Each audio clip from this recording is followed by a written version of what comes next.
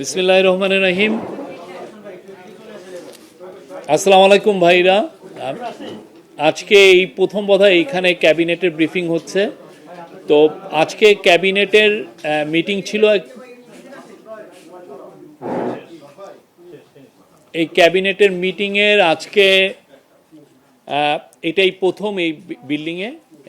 এখন থেকে হয়তোবা মাসে একবার এখানে মিটিং হবে। এখন এটা ডিসাইড হয়নি।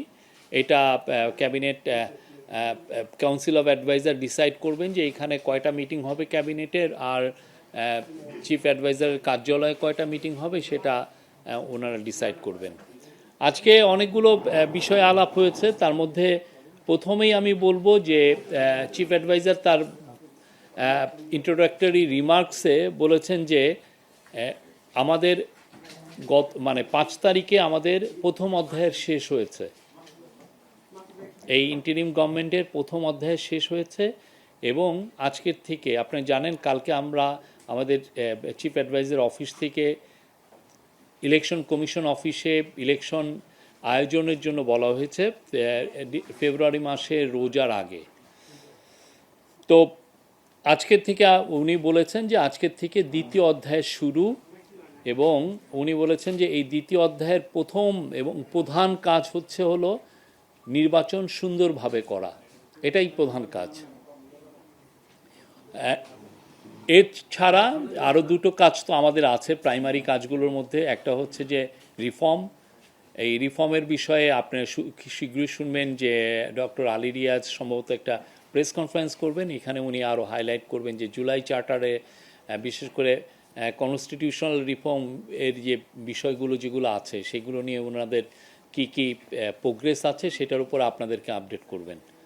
আর হচ্ছে ট্রায়াল নিয়ে প্রায় আমাদের আইসিটির যিনি চিফ প্রসিকিউটর তাজুল ইসলাম ভাই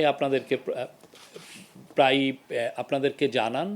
তো উনিও সামনে আপনাদেরকে এখন নিয়মিত আপডেট দিবেন। ট্রায়ালের ক্ষেত্রে আমরা বলতে পারি 4টা ট্রায়াল শুরু হয়েছে, 27টি ইনভেস্টিগেশন পর্যায়ে আছে, 16টা চার্জশিট হয়েছে এবং এই পুরো বিষয়টা ক্যাবিনেট প্রতিনিয়তই এটা আপডেট নিচ্ছেন সংশ্লিষ্ট সবার কাছ থেকে।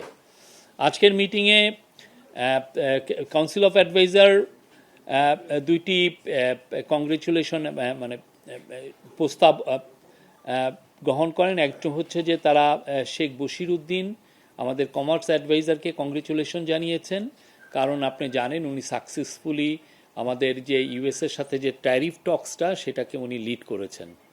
আপনি জানেন আমরা ইউএস আমাদের উপরে 20% ট্যারিফ ইম্পোজ করেছে, এবং যেটা সত্যিকার অর্থে আমাদের যারা কম্পিটিটর তাদের থেকে আমরা বলবো যে আমরা একটা এখন মোটামুটি একই বা ভালো অবস্থানে আছি। আর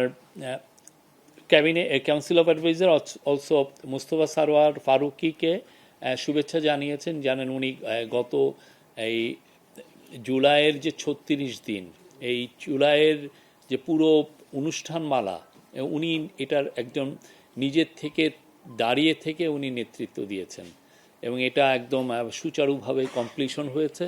এবং আপনি দেখেন এই বিশেষ করে জুলাইয়ের অগাস্টের 5 তারিখে, যেটাকে আমরা জুলাই 36 বলি, সেই দিন লাখ লাখ জনতা ছিল ইয়েতে সংসদ ভবনের পাশে মানিক মিয়া এভিনিউ থেকে। এইটা আজকের প্রথমে। আর অন্যান্য বিষয় যেটা হয়েছে যে আজকে ক্যাবিনেটের তরফ মে জুলাই যে ডিসিশন হয়েছে ক্যাবিনেটের সেটার উপর আজকে একটা আপডেট দেওয়া হয়েছে।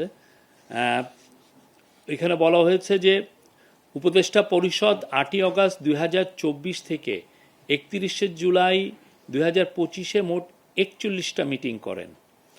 সিদ্ধান্ত গ্রহণ এবং বাস্তবায়ন 8ই অগাস্ট 2024 থেকে 31শে জুলাই 2025 পর্যন্ত 315টি সিদ্ধান্ত নেন এটা কাউন্সিল অফ অ্যাডভাইজার বা ক্যাবিনেট।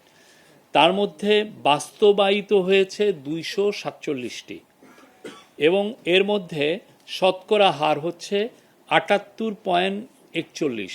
এটা ক্যাবিনেট সেক্রেটারির মিটিংয়ে বলেছেন এটা হচ্ছে যে কোনো গভর্নমেন্টের স্বাধীনতার পরে যে কোনো গভর্নমেন্টের জন্য এটা একটা রেকর্ড, এই বাস্তবায়নের রেকর্ড।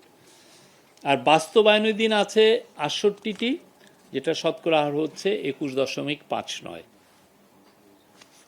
অধ্যাদেশ প্রণয়ন হয়েছে ৫৬টি, প্রক্রিয়াধীন অধ্যাদেশ আছে ১০টি, মানে উপদেষ্টা পরিষদ বৈঠকে চূড়ান্তভাবে অনুমোদনের পর মন্ত্রণালয় বিভাগে প্রক্রিয়াধীন আছে হলো 10টি। নীতি, নীতিমালা, কর্মকৌশল, কর্মপরিকল্পনা অনুমোদন হয়েছে 6টি। দ্বিপাক্ষিক ও আন্তর্জাতিক চুক্তি, প্রোটোকল অনুমোদন, অনুসমর্থন, এর মধ্যে 10টি স্বাক্ষরিত অনুসমর্থন হয়েছে এবং 13টি বাস্তবায়ন রয়েছে। এটার সংখ্যা হলো মোট 23টি। উপদেষ্টা পরিষদের জন্য সারসংক্ষেপ উপস্থাপন হয়েছে 194টি। উপযুক্ত সময়ে বাস্তবায়নাধীন 68টি সিদ্ধান্তের বাস্তবায়ন কার্যক্রম সংশ্লিষ্ট মন্ত্রণালয় বিভাগে চলমান আছে। আর এইখানে মন্ত্রিপরিষদে আজকে দুটো বিষয়ে সুপারিশ করা হয়। একটা হচ্ছে যে রুলস অফ বিজনেসের 1996-এর রুল 27 অনুযায়ী, ক হচ্ছে হলো রুলস অফ বিজনেসের 1996-এর রুল 27 অনুযায়ী দেশে কোনো বিদেশি রাষ্ট্র বা সংস্থার কোনো বিশেষ মিশন আগমন করলে তাদের সঙ্গে আলাপ আলোচনা বিষয়ক প্রতিবেদন এক পক্ষকাল অতিবাহিত হওয়ার পূর্বে উদ্যোক্তা মন্ত্রণালয় বিভাগ কর্তৃক উপদেষ্টা পরিষদ বৈঠকে উপস্থাপন করা আবশ্যক। সচিবগণকে এই বিষয়ে প্রয়োজনীয় ব্যবস্থা গ্রহণ করতে বলা হয়েছে। ব্রিটিশ আমলে থেকে ইংরেজি ভাষায় প্রণীত আইনসমূহ পর্যালোচনাপূর্বক যুগোপযোগী করে বাংলায় প্রণয়ন করার বিষয়ে আজকে এটা উপস্থাপন করা হয়েছে, এটা বলা হয়েছে। এই ছিল হলো ক্যাবিনেটের ইয়ে। আর একটা হচ্ছে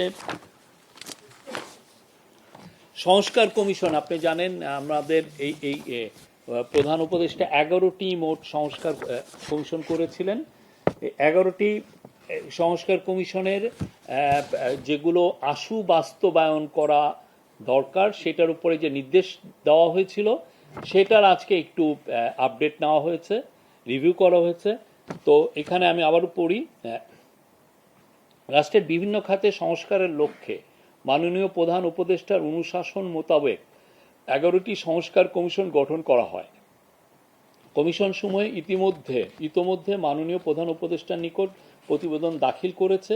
মাননীয় প্রধান উপদেষ্টার নির্দেশনা মোতাবেক নির্বাচন ব্যবস্থা সংস্কার কমিশন, পুলিশ সংস্কার কমিশন, বিচার বিভাগ সংস্কার কমিশন, দুর্নীতি দমন কমিশন সংস্কার কমিশন এবং জনপ্রশাসন সংস্কার কমিশন কর্তৃক প্রস্তাবিত সুপারিশের মধ্য থেকে মাননীয় আইন উপদেষ্টা 121টি সুপারিশ আশু বাস্তবায়নযোগ্য মর্মে চিহ্নিত করে মন্ত্রী পরিষদের বিভাগে প্রেরণ করেন।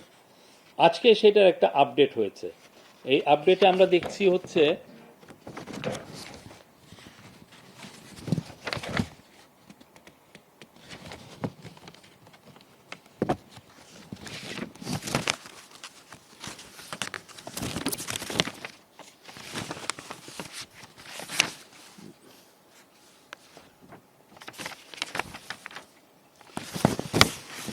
সরি ভাই,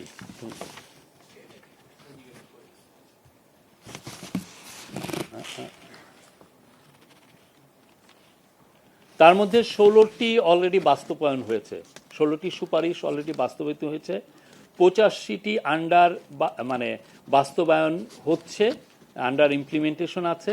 আর আংশিক সুপারিশ 10টি বাস্তবায়ন, আংশিক এটা বাস্তবায়ন হচ্ছে। আর 10টি বাস্তবায়নযোগ্য কিনা সেটা নিয়ে এখনো পরীক্ষা নিরীক্ষা হচ্ছে। এই মোট 121টির মধ্যে এগুলো মিনিস্ট্রিগুলো, আপনারা এই মিনিস্ট্রিগুলো এটা আমি পরে আপনাদেরকে বলতে পারবো। হ্যাঁ, এর উপর বাস্তবায়িত সুপারিশের এটাই আমি পেয়েছি, অন্যান্যগুলো আমার মনে হয় আপনাদেরকে না। হ্যাঁ,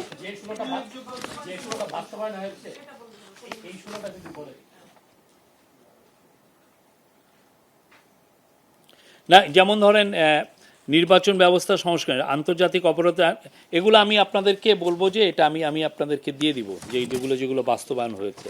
ঠিক আছে, আমি আল পাবলিশ ইট। হ্যাঁ, এই বিষয়ে।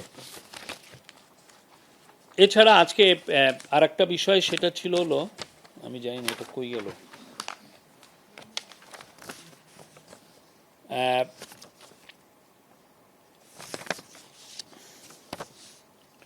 গাজীপুর ডিজিটাল ইউনিভার্সিটি আপনি জানেন, এটা আগের গভর্নমেন্ট এটার নাম দিয়েছিলেন। এটা এর পরে এইটার নতুন এইটার নাম যাতে চেঞ্জ করা হয় এটা নিয়ে এক ধরনের প্রোটেস্ট হচ্ছিল। তো এটার আলোকেই আজকে এইটার ক্যাবিনেট ডিসিশন নিয়েছেন যে গাজীপুর ডিজিটাল ইউনিভার্সিটিকে নতুন নাম হবে, এটার নাম হবে হচ্ছে university of frontier technology Bangladesh.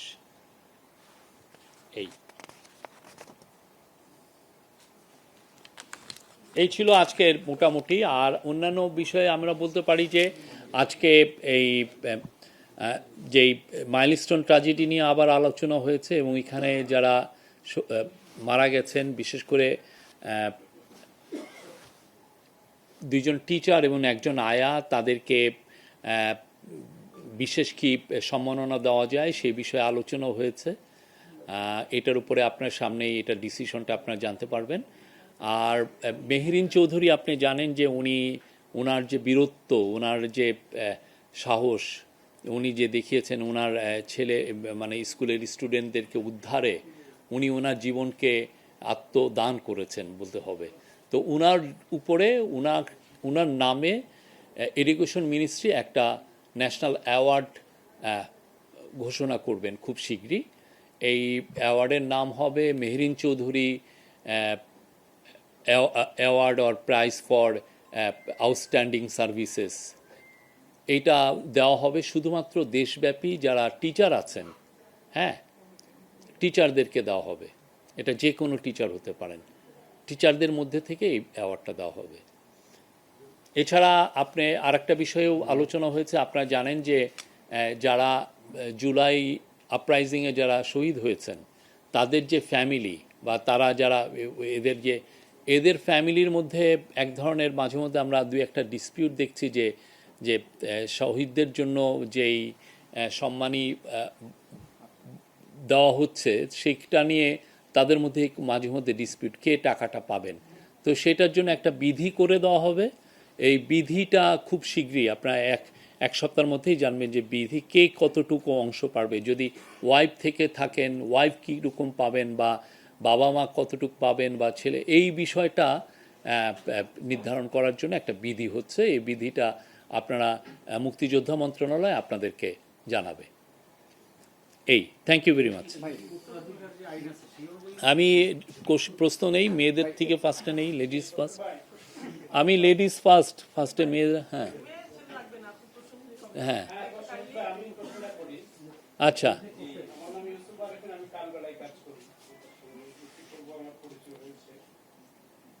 আগামীকালকে বলতে গভর্নমেন্টের ফরমালি 1 বছর হচ্ছে। এর মধ্যে আমরা আইন শৃঙ্খলার অবনতি বা অ্যাডমিনিস্ট্রেশন ভেঙে পড়া, সরকারের আরো থাকে বড় বড় জায়গায় ব্যর্থতা দৃশ্যমান, এটি মানুষ বলছে, গণমাধ্যমে আসছে, আপনারা জানেন। সব মিলিয়ে এগুলো নিয়ে আপনারা কি বলবেন? আসলে কি আপনারা এই 1 বছরের সফলতা দেখাতে পেরেছেন কিনা বা পারেননি কেন, কোথায় বাধা ছিল, যদি একটু। আপনার সাথে আমি একমত না। আমাদের গভর্নমেন্ট যে আইন শৃঙ্খলা আপনি যদি দেখেন, আমি জানি না আপনি আইন শৃঙ্খলা কি অতটুকু কাভার করেন। আপনি কি আইন শৃঙ্খলা বিট করেন? আপনি আইন শৃঙ্খলা বিট যদি কাভার করেন, আমরা কিন্তু কিছুদিন আগে 5.5 বছরের আমরা ক্রাইমের পুরো স্ট্যাটিস্টিক্সটা দিয়েছি। আপনি যদি ওইটা যদি দেখেন, ওইটার থেকে ওই স্ট্যাটিস্টিক্স কিন্তু কোনো প্রমাণ করে না যে আইন শৃঙ্খলা, আপনি যে শব্দটা বললেন, ভেঙে পড়েছে। হ্যাঁ, আপনি প্রতি মাসে আপনি মার্ডার রেট দেখেন বা অন্যান্য গ্রাইভিয়াস ক্রাইম যেগুলো দেখেন, সেগুলো কিন্তু করে না। যেটা হয়েছে যে এখন আমরা যেটা দেখতে পাচ্ছি যে একটা দুইটা খুব সেন্সেশনাল মার্ডার হলে অনেকে ভাবছেন যে এই বাংলাদেশের আইন শৃঙ্খলা পরিস্থিতি বুঝি একদম ভেঙে পড়ছে।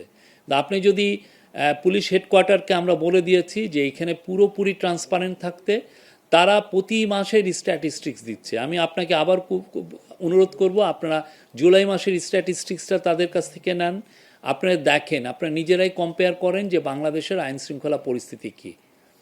আমরা যখন ফরেন ডিপ্লোম্যাটদের সাথে কথা বলি, তারা বলেন যে তারা যে স্ট্যাটিস্টিক্স দেখেন, তারা মনে করেন বাংলাদেশ একটা লো ক্রাইম কান্ট্রি। তো সেই অনুযায়ী আপনি যেটা বলছেন সেটা হচ্ছে অনেকটা ওই টক শোতে যে যারা এই ধরনের কথা বলেন সেইটাকে আপনি আপনার প্রতিফলন হচ্ছে। আর একটা যেটা বললেন যে ভেঙে পড়ছে, কি জন্য পুরো প্রশাসন ভেঙে পড়ছে। প্রশাসন ভেঙে পড়লে আমাদের এত বেশি অ্যাচিভমেন্ট হতো? আজকে আমরা তো একটা স্ট্যাটিস্টিক্স দিয়েছি, আপনি দেখেন এখন আমাদের গত বছর যখন শেখ হাসিনা পালিয়ে যান তখন আমাদের খাদ্যের মজুদ ছিল 18 লক্ষ মেট্রিক টন, এখন আমাদের 21 লক্ষ মেট্রিক টন। আমরা গত এক বছরে $4 বিলিয়ন আমরা পেমেন্ট, আউটস্ট্যান্ডিং পেমেন্ট ক্লিয়ার করেছি। আমরা গত এক বছরে ইনফ্লেশন রেটকে আমরা নামিয়ে এনেছি। আমরা ব্যাংকিং সেক্টরকে স্ট্যাবিলাইজ করেছি। আমাদের ফরেন এক্সচেঞ্জ রিজার্ভ বেড়েছে। আমাদের কাজগুলো কারা করেন? ব্যুরোক্রেসিরাই তো করেন, তাদেরই তো এটা একটা এইগুলোর যে অ্যাচিভমেন্ট কি, তাহলে কি এই ব্যুরোক্রেসি ভেঙে পড়ার লক্ষণে কি এটা হয়? ইনারাই তো অ্যাচিভ করেছেন, এই ব্যুরোক্রেসি দিয়েই তো অ্যাচিভমেন্টটা হয়েছে, ঠিক না? বাংলাদেশ ব্যাংকও তো পার্ট অফ দ্য ব্যুরোক্রেসি। তো এইটা তো এটা লক্ষণ না। আপনি স্ট্যাটিস্টিক্স নিয়ে, এভিডেন্স নিয়ে আমি মনে করি যে আপনি দেখেন যে কোথায় ভেঙে পড়েছে। মাঠ প্রশাসনে আমরা নতুন এনেছি।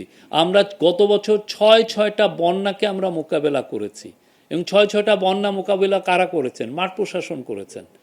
আমরা প্রত্যেকটা যেই সমস্ত জায়গায় যেই ধরনের ক্রাইসিস হচ্ছে সেগুলোই আমরা করছি। আমাদেরকে অনেকে বলেছেন যে এই দুর্বল গভর্নমেন্টের পক্ষে ইউএসের সাথে নেগোসিয়েশন করা সম্ভব না, ট্যারিফ নেগোসিয়েশন করা সম্ভব না। আপনারা দেখেছেন আমাদের যে টিম, আমি তো বলবো যে আজকে সবাই তাদেরকে কংগ্রেচুলেশন জানিয়েছেন। তারা কি নেগোসিয়েশন করে 20%-এ এটা এসছে। তো এটা দুর্বল ব্যুরোক্রেসির লক্ষণ? এটা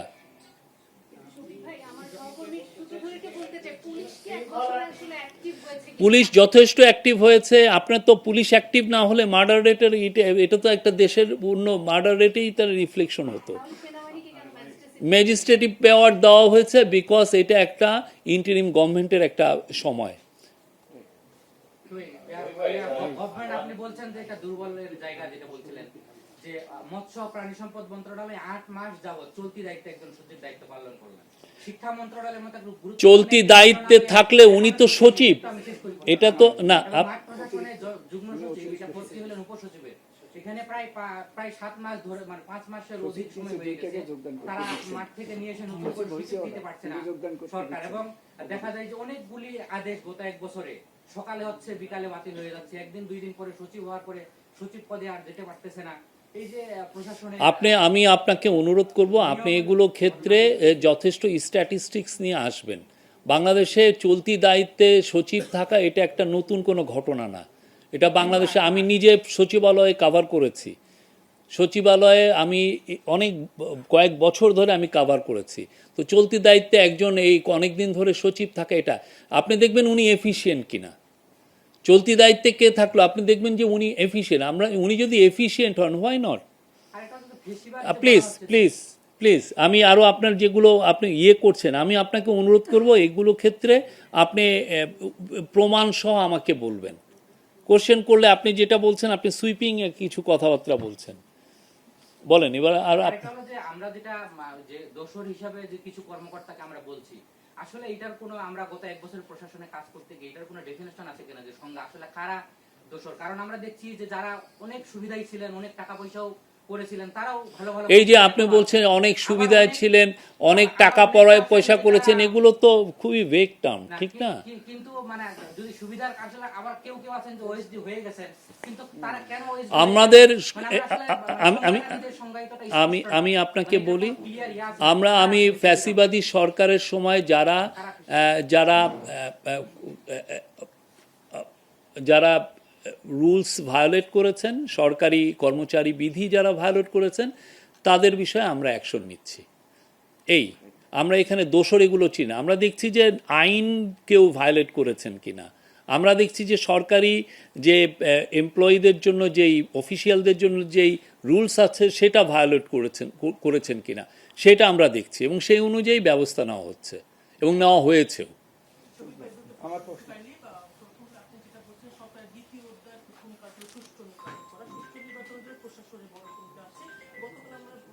স্বরাষ্ট্র উপদেষ্টা বলেছেন যে এবার নির্বাচনের বিতর্ক এড়াতে এসপি ওসিদের লটারির মাধ্যমে নিয়োগ হবে। সেক্ষেত্রে ডিসিদের বিষয় কি সিদ্ধান্ত? নাম্বার ওয়ান, এরকম প্রশাসনের কি নির্দেশনা ছিল আসলে প্রধান উপদেষ্টা মহোদয়? আর দ্বিতীয় প্রশ্ন হলো যে আজকের বৈঠকে নির্বাচনের তারিখ নিয়ে কোনো কথা নেই। না, এই তারিখের বিষয়টা তো ইলেকশন কমিশন দেখেন। আমাদের একটা ব্রডার টাইমলাইন ইন্টারিম গভর্নমেন্ট যে চিফ অ্যাডভাইজার উনি দিয়েছেন, এবং এখন এটা ইলেকশন কমিশন তারা এক্স্যাক্ট ডেটটা জানাবেন। এটা ওনাদের দায়িত্ব, ওনারা এটা আপনাদেরকে জানাবেন। আর প্রথম কোশ্চেনটা কি ছিল? প্রশাসনের জেলা প্রশাসকদের এইটা নিয়ে কথাবার্তা হচ্ছে। এটা এখনো ফাইনাল ডিসিশন হয়নি, বাট আপনার অতি শীঘ্রই ফাইনাল ডিসিশন দেখবেন। আমাদের আজকে ইলেকশন কমিশন নিয়ে প্রথমে উনি যে বক্তৃতা দিলেন, এরপরে তেমন একটা আলাপ হয়নি ইলেকশন নিয়ে।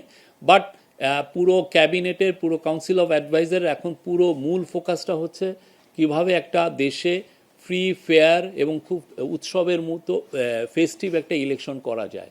এটা হলো আমাদের এখন মেন প্রধান দায়িত্ব।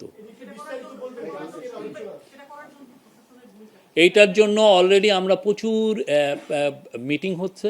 আমি বলতে পারি যে চিফ অ্যাডভাইজার গত এক মাসেই 2টা মেজর মিটিং করেছেন, সিকিউরিটি অফিসিয়ালদেরকে নিয়ে মিটিং করেছেন। অনেকগুলো কথাবার্তা হচ্ছে। একটা কথাবার্তা হচ্ছে যে কত বেশি সংখ্যক আমরা আনসার, পুলিশ এবং ইভেন মিলিটারি ট্রুপস আমরা কত বেশি নিয়োজিত করতে পারি সেটা খতিয়ে দেখা হচ্ছে। আগে তো আমাদের ছিল যে 8 লক্ষর মতো মানে দেওয়া যাবে। এখন চিন্তা ভাবনা করা হচ্ছে যে আরও বেশি দেওয়া যায় কিনা, আরও 40-50 হাজার অ্যাড করা যায় কিনা। আর্মির তরফ থেকে আগে একটা ধারণা ছিল যে 60,000 ট্রুপস ডিপ্লয়েড থাকবে। এখন চিন্তা ভাবনা করা যাচ্ছে এটা কত বেশি সংখ্যক নিয়োজিত করা যায়, সেগুলো নিয়েও কথাবার্তা হচ্ছে। এটা তো প্রতিটা মুহূর্তে আমি বলবো যে প্রায় এই কাজগুলো রিভিউ হচ্ছে, এবং পুরো ইন্টারিম গভর্নমেন্টের কাউন্সিল অফ অ্যাডভাইজারদের মূল এখন ফোকাস হচ্ছে নির্বাচন। অবশ্যই আমাদের রিফর্ম এবং আমাদের ট্রায়াল, যেটা জুলাই আগস্টে যে হত্যাকাণ্ড হলো, সেটার ট্রায়ালটা আমাদের একটা বড় দায়িত্ব। এছাড়াও 2টা বড় দায়িত্ব, কিন্তু মূল কাজটা এখন, মূল ফোকাসটা, 2য় অধ্যায়ের মূল ফোকাসটা হলো নির্বাচন। একটা বিষয়, নির্বাচনের যে দাবি শুরু হয়েছে, বৈষম্য বিরোধী ছাত্রদের একটা দাবি ছিল আওয়ামী লীগকে নিয়ে নিষিদ্ধ বা এই ধরনের কিছু। আপনার নামটা? আমার নাম চপর, আমি এটিএম বাংলায় আছি। হ্যাঁ, সামনে নির্বাচনে আওয়ামী লীগ, 14 দল, জাতীয় পার্টি, এই দলগুলো যারা আছে, যাদের মধ্যে ফ্যাসিস্ট হওয়ার একটা অভিযোগ আছে, তারা অংশ নিতে পারবে কিনা বা নেবে কিনা, ধরুন আলোচনা হয়েছে কিনা? সেটা তো আপনাকে ইলেকশন কমিশনকে আপনাকে জিজ্ঞেস করতে হবে। কমিশন থেকে বলে সরকারের হাতে, এটা ইলেকশন কমিশন এটা আপনাকে জানাবেন। আমরা সরকারের তরফ থেকে আওয়ামী লীগের সমস্ত কার্যক্রম নিষিদ্ধ ঘোষণা করা হয়েছে, যতদিন না এটা ওদের বিষয়, ওদের লিডারশিপদের যে ট্রায়ালটা হচ্ছে সেটা যতক্ষণ না কনক্লুড হয়।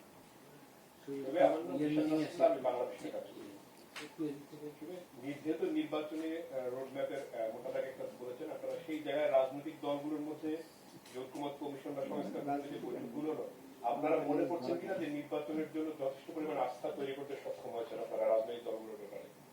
আমি তো দেখলাম যে সবাই মোটামুটি ওয়েলকাম জানিয়েছে আমাদের যে চিফ অ্যাডভাইজারের যে ডিক্লারেশন, উনি যে অ্যানাউন্সমেন্টটা দিয়েছেন যে রোজার আগে ফেব্রুয়ারি মাসে ইলেকশন হবে, যেই ডিক্লারেশন উনি দিলেন, তো সেটা তো আমরা দেখলাম যে রাজনৈতিক দলগুলো ওয়েলকাম জানিয়েছে। আর রাজনৈতিক দলগুলোর সাথে তো এর আগে অনেক দফা আলোচনা হয়েছে, সামনেও অনেক আলোচনা হবে, ওনাদের সাথে আমাদের একটা চলমান ডায়ালগ চলছে।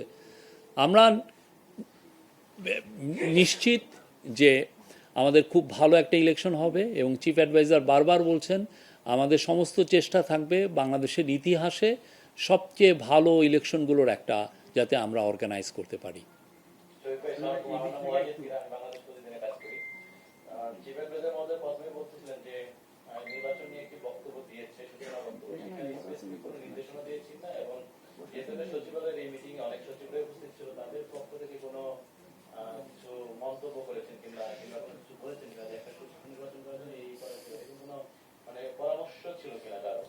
না, আমি বলবো যে এটা নিয়ে তো আমাদের অনেকগুলো মিটিং হচ্ছে, এটা কিন্তু চলমান দায়িত্ব। এটা আমাদের এই ইন্টারিম গভর্নমেন্ট বারবার এটা নিয়ে মিটিং হচ্ছে। আজকে এটা নিয়ে স্পেসিফিক কোনো মিটিং হয়নি। আজকে উনি প্রথম, যেহেতু উনি 2য় অধ্যায়ের কথা বললেন, সেই জন্য উনি ফার্স্টেই একটা তার সূচনা বক্তব্য বলছেন যে এই যে 2য় অধ্যায়ের প্রধান কাজ হচ্ছে নির্বাচন। আরও দুইটা কাজ আমাদের প্রধান আছে, সেটা হচ্ছে যে ট্রায়াল এবং রিফর্ম।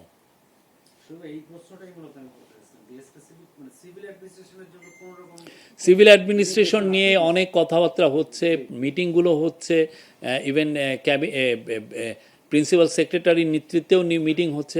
আপনারা দেখবেন, আপনারা অনেকগুলো, এবং ইলেকশন কমিশনও তার প্রিপারেশনগুলো নিচ্ছে আমরা যেটা জানি। তো আমরা আশা করি যে আপনারা জাস্ট রাইট ইন টাইম সব কিছু দেখবেন ঠিকমতো হচ্ছে। কাউন্সিল অফ অ্যাডভাইজার্স এর জন্য কোনো আলাদা মানে যেহেতু উনি বলেছেন যে আমরা মানসিক এবং প্রাতিষ্ঠানিকভাবে কাল থেকে প্রস্তুতি শুরু করব। জি, না প্রস্তুতির দেখেন না, প্রস্তুতির প্রথম কাজটা কি ছিল, যে একটা চিঠি দেওয়া ইলেকশন কমিশনকে। উনি ওইটা গতকালই এটা কিন্তু চিঠি চিফ অ্যাডভাইজার অফিস থেকে ইলেকশন কমিশনের কাছে চিঠিটা গিয়েছে। সো আপনারা তো দেখছেন আমাদের পুরো কাজ, আমাদের পুরো ফোকাসটা এখন ইলেকশনকে সামনে রেখে।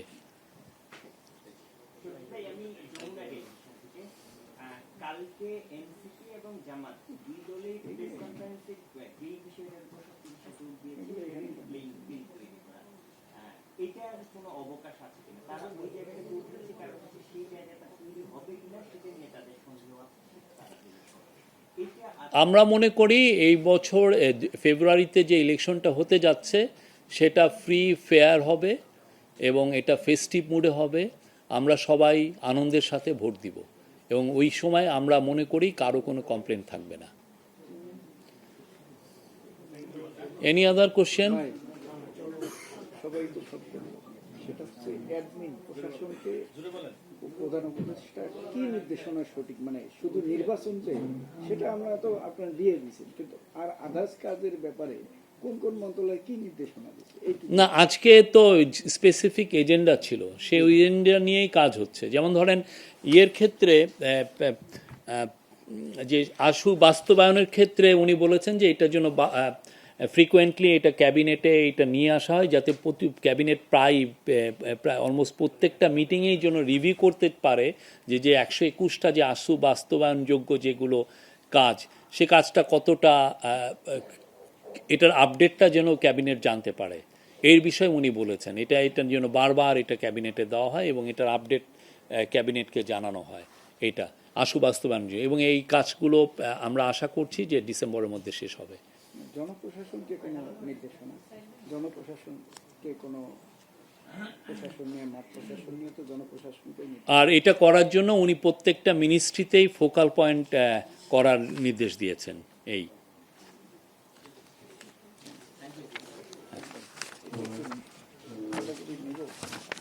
না না না সরি, আমি এটা আপনাকে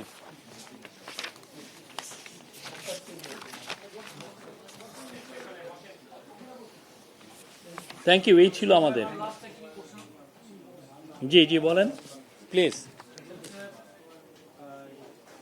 ট্রায়াল কাপ সাবেক প্রধানমন্ত্রী শেখ হাসিনার ট্রায়াল কাপ সাক্ষ্যপত্র যে রয়েছে 5 জন সাক্ষী দিয়ে গেছে। আপনারা শেখ হাসিনাকে ফেরানোর বিষয় নিয়ে কোনো সিদ্ধান্ত হয়েছে কিনা বা কিভাবে তার ট্রায়াল কাপ? এইটা আমাদের ফরেন অ্যাডভাইজার এটা নিয়ে বলেছেন। আমাদের তো অবশ্যই আমাদের এফার্টগুলোর মধ্যে বড় একটা এফার্ট হচ্ছে তাকে ফিরিয়ে এনে ট্রায়ালের সম্মুখীন করা। আমরা চাই উনি যেই তার বিরুদ্ধে যে অভিযোগগুলো সেটার জন্য উনি ন্যায় বিচার পান, সেটা আমরা চাই। এটা আমাদের এই গভর্নমেন্টের একটা টপ প্রায়োরিটি। এবং আপনারা দেখেছেন যে আল জাজিরার যে ডকুমেন্টারিতে এসছে, তারপরে বিবিসি যেটা ডকুমেন্ট, ওইখানে স্পষ্ট দেখা যাচ্ছে যে ওনার রোলটা কী ছিল। উনি অর্ডার করছেন যে কিভাবে লেথাল উইপেন ইউজ করতে এই প্রোটেস্টারদেরকে খুন করার জন্য। তো এইটা তো আমরা এই বিষয়গুলো এখন পুরো সারা বিশ্ব জানে, মানে উনি কি করেছেন। তো সেই অনুযায়ী আমরা মনে করি যে এইগুলো যত আরও এই বিষয়গুলো সবার সামনে আসবে, তত বেশি তার উপর প্রেশার তৈরি হবে যে তাকে প্রেশার তৈরি হবে যে তাকে যাতে বাংলাদেশে ফিরিয়ে আনা হয়। আমরা আশা করি একদিন সে ফিরে আসবেন এবং এই ট্রায়ালের সম্মুখীন হবেন।